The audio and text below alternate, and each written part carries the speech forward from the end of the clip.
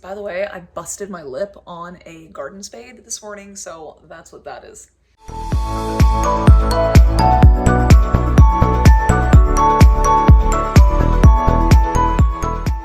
Hey ladies, and welcome to a new cycle update. We are cycle day 8 of my second cycle trying to conceive this baby. It is Friday, June 30th, and after I do this intro clip, we're going to dive into the live OPKs, but just wanted to talk about a couple things we're doing differently this cycle, etc. First of all, this is my basal body temperature chart from last cycle. It didn't produce a pregnancy, but if I can say anything positive, I feel like my hormones look like they're stable and healthy. I had very nice high post-ovulation temperatures, and then I had a nice long luteal phase. Aunt Flo didn't come until the very end of the day on 14 DPO, so that looked all good. I had a very normal period and very light, if any, cramps. So I'm just trying to look for some silver linings. I feel like my cycle is healthy and my body is healthy, so I am taking that and running with it. Here is my basal body temperature chart for this cycle. The dark blue line is just my regular standard basal body thermometer, and those temperatures are all right where they should be for this time in my cycle. The orange line is my Apple Watch, and it is being psycho and erratic as usual, which, you know, if you've watched any of my other videos, you'll know I am not very pumped or keen on this Apple Watch as a basal body thermometer option. I just don't feel like it is reliable. So that's that. But also my resting heart rate is doing what it should. And interestingly enough, my resting heart rate went up 2 beats per minute today, and that's exactly what it should be doing. I find, and apparently this is normal, I find that my resting heart rate goes up a couple beats per minute when I enter my fertile week. And I happen to have just entered my fertile week. So another quick note, if you are like me and you're looking for ways to increase your fertile CM, I've talked in previous videos how using NAC, this supplement, has significantly helped increase my fertile CM, more so than evening primrose oil ever has. I don't even bother taking evening primrose oil anymore, but NAC has increased it. But this cycle, I have started back on eating 1 raw garlic clove per night, starting cycle day 1 up until I ovulate. I have done this in previous TTC journeys to increase my fertile CM. It also has some other fertility benefits. I make my husband take it too. I incidentally did not do it last cycle. So I'm doing it this cycle, and I have noticed an even more measurable increase in fertile CM this cycle, even compared to last cycle. So things you might want to look into if that's something on your list of things to improve. In terms of things I am doing differently this cycle, it was time for me to reorder a lot of my supplements, and I decided to not reorder a lot of them. I did reorder my R-lipoic acid and my omega-3s, prenatal vitamin, that kind of thing. But when it came to the peripheral stuff like the grapeseed extract, the pomegranate extract I was taking, extra selenium and vitamin E, that kind of stuff, I decided to just invest in food for this cycle and see what happens. None of my supplements are on sale this month, and that is usually a good indication to me that maybe I should just, if I'm going to spend money, spend it on food. So I did buy pomegranates at the grocery store this week, and I bought a lot of seeds and nuts and a lot of cruciferous veggies, dark green leafy stuff, quinoa. So I'm just gonna tell you guys the meal plan that I'm putting myself on this cycle, and also so that I can look back and reflect on this. For breakfast, I am having a large bowl of full-fat vanilla Greek yogurt with frozen blueberries, chia seed, pumpkin seed, and sunflower seeds. I'm super pumped about this because I think it's delicious. And yeah, so that's what I'm doing for breakfast. For lunch, I'm having a giant salad. Our garden is starting to produce now, so I still have to buy a couple of these ingredients, but it's a big bowl of spinach, and then I put in our own cucumber, our own radishes. I'm going to soon be able to start putting in our own tomatoes. Right now I'm still buying them at the store. A lot of bell pepper, chickpeas, and a few hard-boiled eggs. So that is my lunch. And then for snack, it's more of a punishment than it is a snack, but this is one of those sacrifices I'm making for just general health purposes, fertility benefits, etc. I have a ton of beets from last year's harvest in my deep freezer that I need to clear out because our fresh beets are starting to reach maturity and I'm going to need to harvest them soon. So I'm just taking out a ton of beets and I'm eating like 250 grams of steamed beets every day. And beets, by the way, are very high in nitrates, which are really good for blood flow and circulation. So blood flow and circulation, those are those things that you really want to have when you're trying to conceive. I'm also eating a lot of green peas, kidney beans. I put together like a Buddha bowl of those things. Is it exciting? Does it taste great? Does it fill the need of a snack? Not really, but I love that I'm getting more sources of plant protein in my diet. And I just like to feel like I'm putting all the healthy things into my body. So that is what I'm doing differently this time around.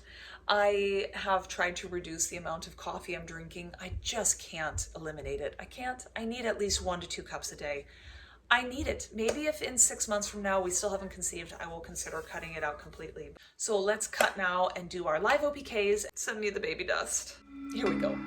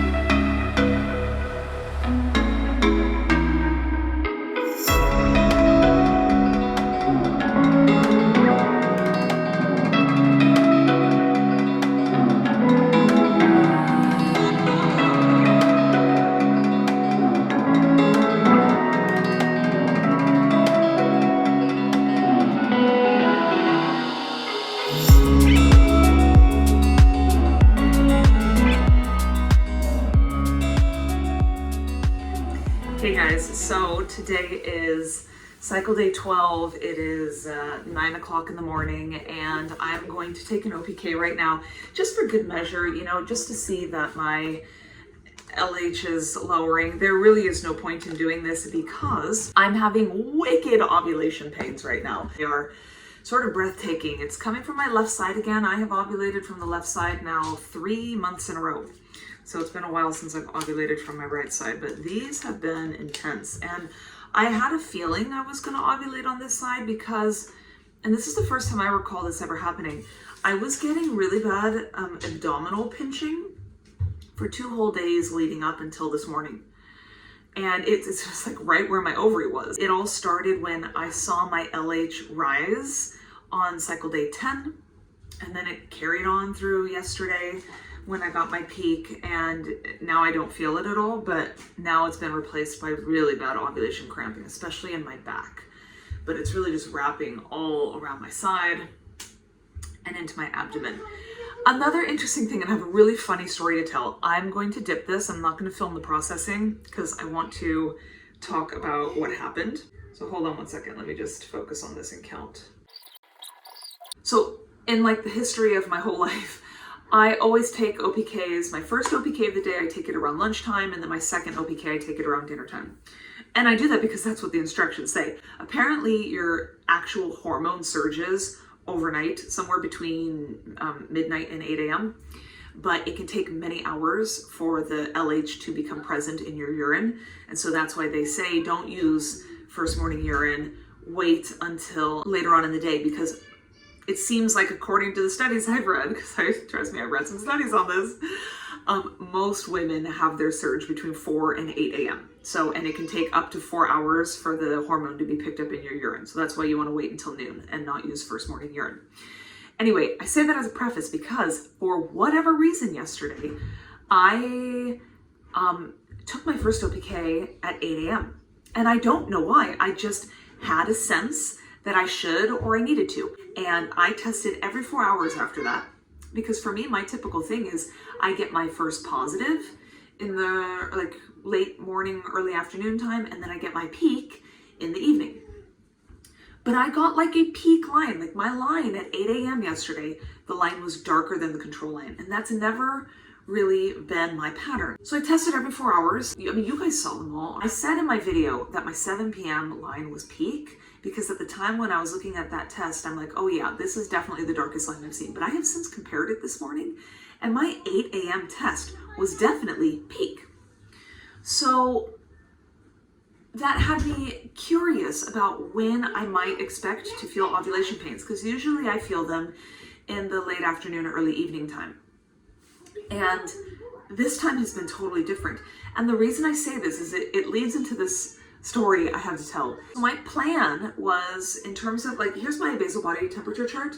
We were intimate. If today's the day of ovulation, we were intimate 4 days before ovulation on cycle day 8. We were intimate on 2 days before ovulation on cycle day 10. And then my plan was to also do cycle day 11 yesterday, which was when I got my peak OPK. And then like if it happened again today, that would be great, but I wasn't going to pressure it, stress it. Well, my husband was exhausted from work yesterday. And I don't, like I've said in other videos, I don't want to make this a pressury, stressful, like gotta do it on time type of situation. I spaz like that in my head. I don't let it be that way for him. So I told him, okay, no worries. Like we will just do it tomorrow, right?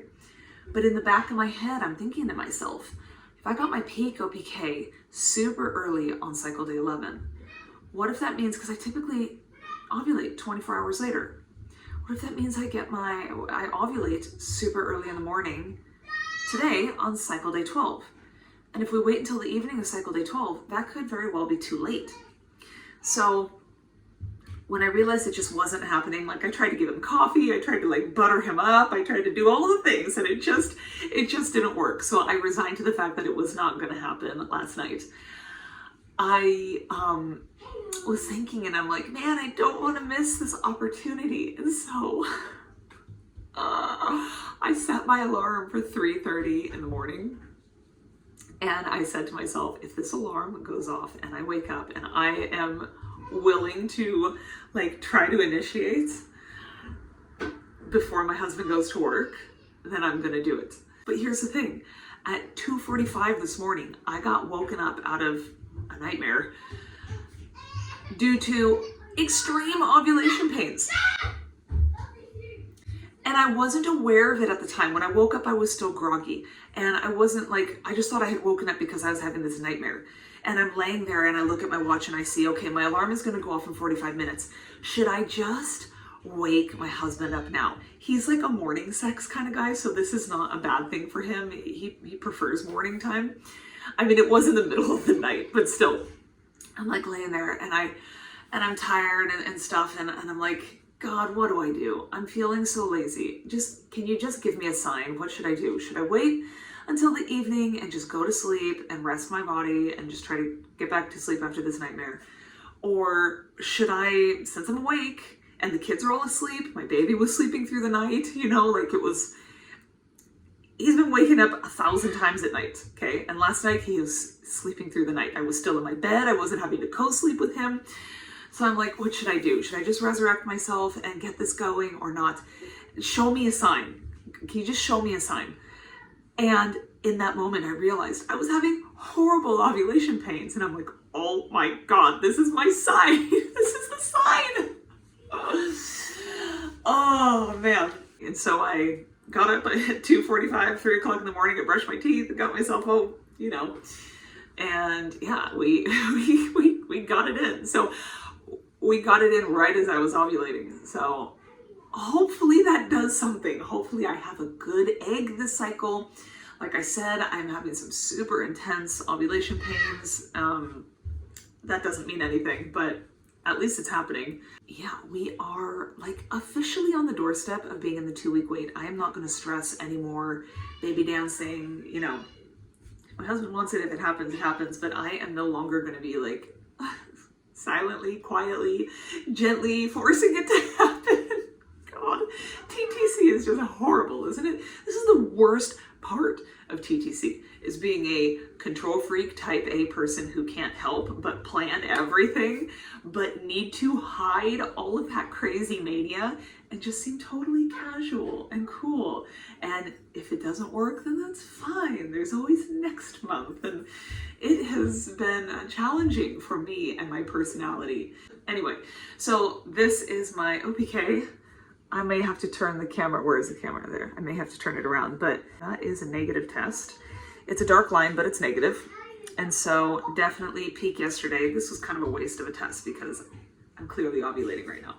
Hopefully my temp will go up tomorrow morning and we will be officially 1 DPO and we will dive into the 2-week wait segment of this video. So thanks for sticking around and stay tuned. Here we go.